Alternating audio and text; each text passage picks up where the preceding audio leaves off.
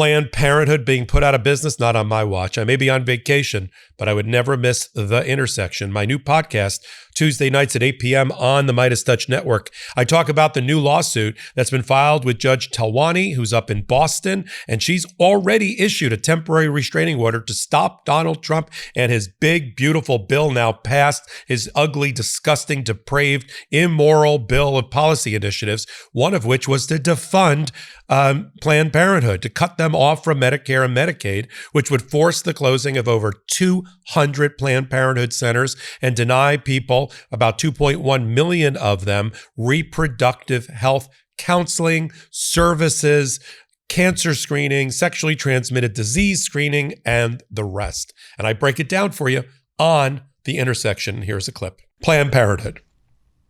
Planned Parenthood was on the balls of its backside about 10 days ago when the United States Supreme Court, in a case we call Medina, and all this is up, these kind of cases I'm talking about are all up on the Legal AF Substack. A great way to support this podcast, by the way. So the case of Medina comes out, and we all have a collective sigh, and it puts Planned Parenthood potentially on life support because South Carolina had cut the Medicaid funding between the state and Planned Parenthood. Now, let me just get rid of all the misinformation out there about Planned Parenthood that could be used against you when you're having your conversations around the kitchen table, in the streets, social media, or whatever.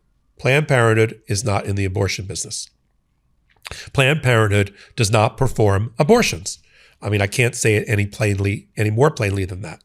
Planned Parenthood provides reproductive counseling, including perhaps recommending to the person that they seek an abortion, if that's what their choosing is. They counsel, they don't provide the service. They also do things like supply birth control at low cost or no cost to millions of women and men. They do cancer screening, they do sexually transmitted disease and infectious disease screening. And if they get cut from Medicaid, they're going to have to close 200 Planned Parenthood centers around the country, including in 90% of the states where abortion is allowed. So anybody that tells you that Planned Parenthood is an abortion provider, they are not. And so we saw the South Carolina ruling, the Medina ruling by the Supreme Court 10 days ago, in which the Supreme Court said, well, South Carolina made a decision to cut Planned Parenthood out of Medicaid funding. But Planned Parenthood, you don't have the right under the statutes, the Medicaid statutes, to run into court. You don't have standing, we call it, because Congress didn't give you the right to enforce your rights under Medicaid in a private right of action in a courtroom.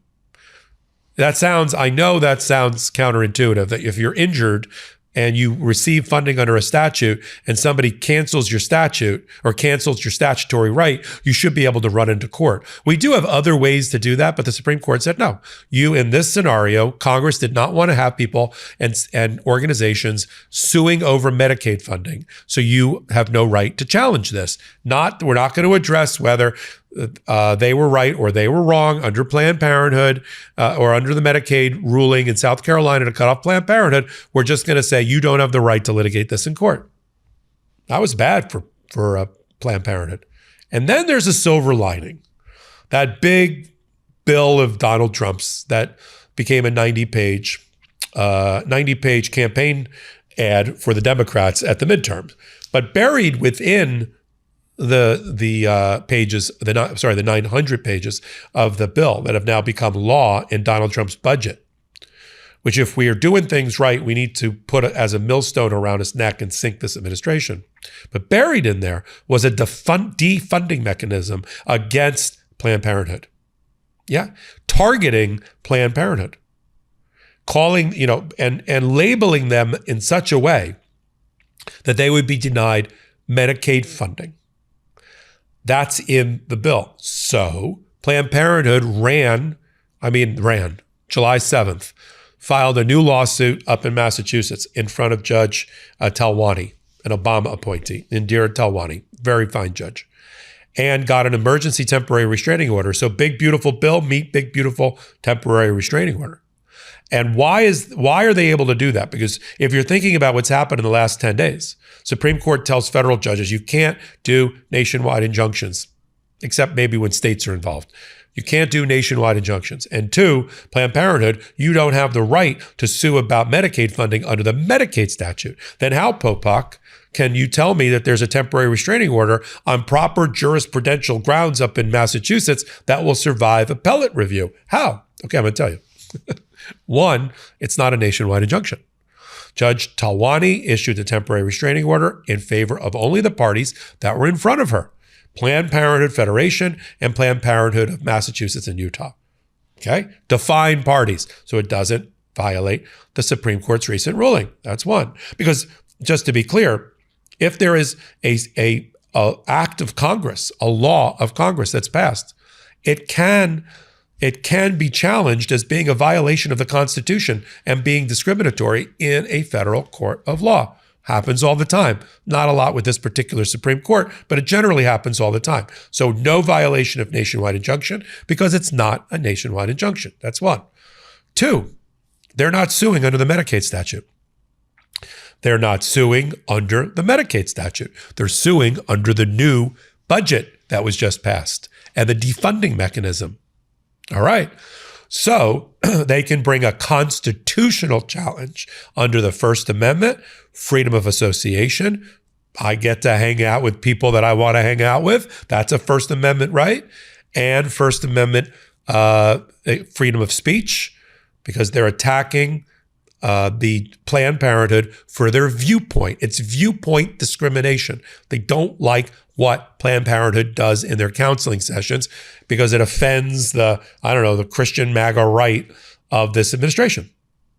So they're challenging it under First Amendment, freedom of association, and First Amendment, freedom of speech, and under the Fifth Amendment and equal protection.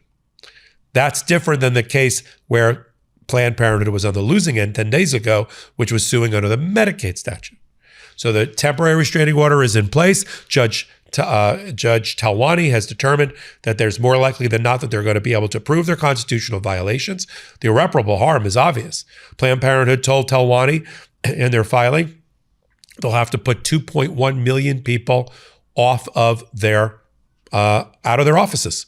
They'll lose the services of 2.1 million people will lose the services of Planned Parenthood. 200 offices will be shut.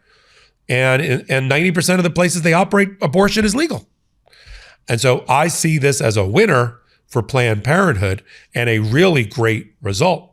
What's going to happen next? Judge Talwani said, I'm going to block it. You're to continue to fund the way you've been funding on the same timeline. And lastly, I am going to hold another hearing. You submit your documents in about 2 weeks and tell me, Trump administration, Department of Health and Human Services, which is the parent agency for Medicaid and Medicare, you tell me why I shouldn't extend this to a preliminary injunction. Trump administration, they could try to take an appeal on the temporary restraining order up to the First Circuit. I just don't see them doing that. I think they'll wait another 2 weeks. They'll get a win or a loss, likely a loss with Judge Talwani. They'll take it back to the First Circuit, and then they'll get a loss at the First Circuit, just my prediction, Court of Appeals up in Massachusetts. And then they'll take an appeal to the United States Supreme Court. Probably another emergency application that'll go up to the United States Supreme Court sometime this summer while they're on summer holiday, and we'll get some sort of ruling we may or may not like. That's the best way for me to put it. I don't think what they did in the Medina case about the statute in South Carolina is not going to bear in their analysis here. But we're going to see if they're going to block the temporary restraining order of Judge Talwani and cut off funding to Planned Parenthood and effectively put them out of business while the niceties of the appeal continue. And I'm not confident enough at the moment, without seeing the briefing, to predict what the Supreme Court's going to do. I'll pick that up as I gather more information between now and over the summer as the case moves up on appeal. Welcome back. So many ways to support The Intersection. It's a brand new podcast only on Legal AF and on the Midas Touch Network.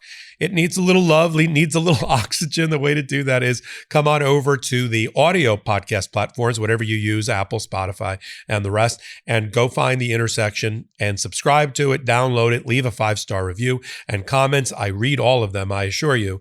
Then you can get the video version, of course, here on YouTube. And that was a clip. Send that clip off to people in your life and ask them to join The Intersection every week with Michael Popok. I sit at the intersection of law and politics so that you don't have to. I'm the founder of the Legal AF YouTube channel. I'm the co-founder of the Legal AF podcast on the Midas Touch Network. And this audience it's been such a thrill and a personal honor for me to build this new audience around the Intersection podcast. So until my next report on all things Legal AF and the Intersection, this is Michael Popok. Can't get your fill of Legal AF? Me neither. That's why we formed the Legal AF Substack.